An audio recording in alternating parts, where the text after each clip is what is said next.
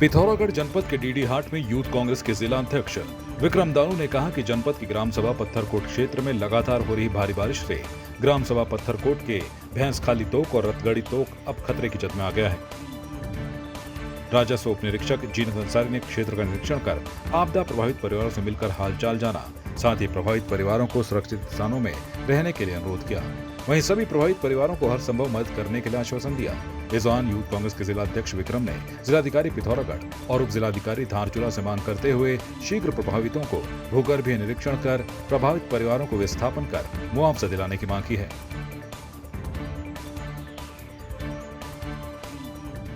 आज उप जिलाधिकारी महोदय धारचूला और माननीय विधायक जी के निर्देश अनुसार राजस्व उप निरीक्षक महोदया के द्वारा पुनः ग्राम सभा गेला पत्थरकोट और भैंसखाली का निरीक्षण किया गया और भैंसखाली तोक और रतगढ़ी तोक भेलथौर तोक खतरे की जद में आ गया है। जिलाधिकारी जी से मांग करते हैं कि महोदया तत्काल भूवैज्ञानिक टीम को भेजकर और भैंसखाली और रतगढ़ी तोक का निरीक्षण किया जाए और प्रभावित परिवारों का विस्थापन कर मुआवजा दिया जाए। धन्यवाद। पिथौरागढ़ जनपद के नेपाल सीमा से सटे सेल ग्राम सभा में इन दिनों जंगली सुअर ने आतंक मचाया हुआ है। क्षेत्र के सामाजिक कार्यकर्ता सुरेश सिंह सामंत का कहना है कि जंगली सुअरों ने क्षेत्र में मक्के की खेती को नष्ट कर दिया है। वहीं उन्होंने जिला प्रशासन से अनुरोध करते हुए क्षेत्र में नष्ट हुई फसल का उचित मुआवजा देने की मांग की है।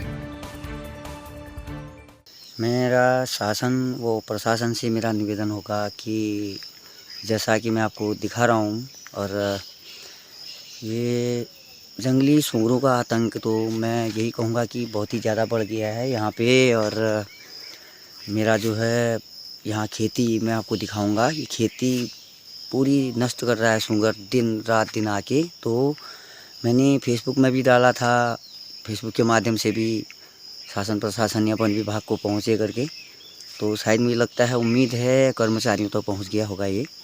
और मैं यही कहूँगा कि महोदय लोगों से सबसे निवेदन होगा, यह हमारा सीमांत क्षेत्र है, सीमांत एरिया है हमारा ये, और इसमें देखिएगा जंगल काफ़ी घने हैं, सूअरों का आतंक यहाँ पे ज़्यादा है।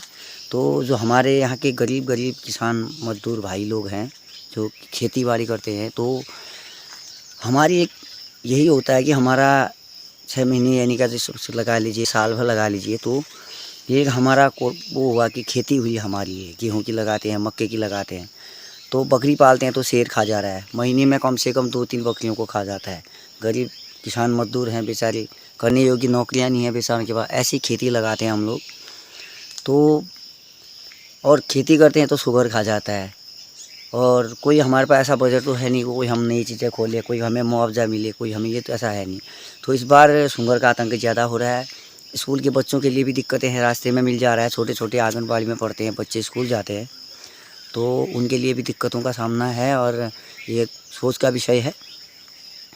और मैं पूरी फ़ोटोज़ और सारी चीज़ें मैंने शासन प्रशासन को दिखा दी। यह एक सीमांत क्षेत्र होने के नाते यह एक साइट एरिया है जहाँ पे भारी जंगल है और यहाँ पे कोई जानवर को मारने की अथॉरिटी भी नहीं है और ना हम उन्हें कुछ कर सकते हैं। तो महोदय से शासन प्रशासन जो भी मेरी आवाज़ को सुने, उनसे मैं यही आग्रह करूँगा, या फिर इनको बंदी बनाया जाए या पकड़ा जाए या फिर मारने का आदेश दिया जाए। तो तादाद इतनी ज़्यादा बढ़ गई है, इतनी तादाद ज़्यादा बढ़ गई है कि कहा नहीं जा सकता है। और मक्के को बिल्कुल नुकसान कर रहे हैं, काफ़ी नुकसान हो रहा है हमारी फसलों में। एक ही घर से नहीं, एक जगह से भगाओ तो अगर रात को पत्थर मारो तो एक जगह से भगाओ तो दूसरी जगह पे हो जाते हैं।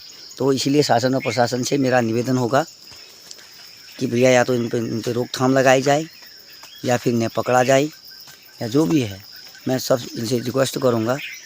और मैं एक बार खेती को दिखाना चाहूँगा। यहाँ पे आप देखिएगा, इतना लंबा खेती मक्के से भरा पूरा हमारा क्षेत्र है, ये मैं आपको एक बार दिखाऊँगा।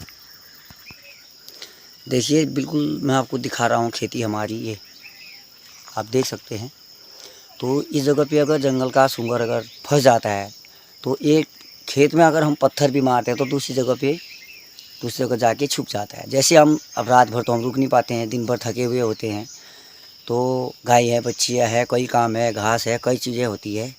और तो इसी आधार से तो आप देख सकते हैं ये इतना लंबा है, मैं अभी और दिखा नहीं पा रहा हूँ, पूरा क्षेत्र है, अभी और नीचे भी है, मैं दिखाऊंगा इतना। तो उसमें काफ़ी आतंक किया हुआ है। शासन प्रशासन से मेरा नम्र निवेदन होगा कि इस पर इसे हल्के में ना लिया जाए, इसे संज्ञान में लेके हमारी मदद की जाए। और जिस भी भाई का नुकसान हुआ है, थोड़ा सा जो भी हो रहा है, तो उसे हेल्प के तौर पे उसे मुआवजा दिया जाए। आपकी इस पर क्या राय है, हमें कमेंट कर जरूर बताएं। इसके साथ ही आप हमारे YouTube चैनल को सब्सक्राइब कीजिए। आप हमें Facebook, Instagram, Twitter और कू ऐप पर फॉलो भी कर सकते हैं। और संवाद 365 के साथ एक क्लिक में जुड़ने के लिए डाउनलोड कीजिए संवाद 365 ऐप।